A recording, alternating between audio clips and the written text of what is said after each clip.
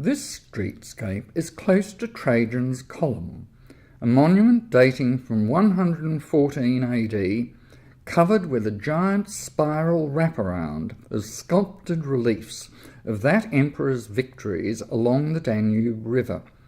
It was among the classical sites that were most frequently visited by grand tourists. In the foreground of this view, we can see the carriage of one well-to-do individual to which others give way. But most of the people in this view are ordinary Romans going about their daily business.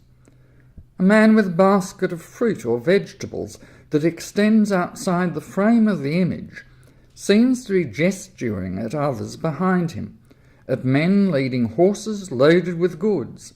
More primary produce of some kind? This also reminds us that the Rome of Piranesi's day relied heavily on primary industry. On the far right, an elderly man with a walking stick struggles home with a basket of provisions. On the extreme left is one of Rome's many street taverns. A customer is seated on a bench outside, while another individual stands in the doorway, apparently people-watching. In the foreground, two men who are obviously members of religious orders gesture toward the two churches, Our Lady of Loreto on the left and the Most Holy Name of Mary on the right.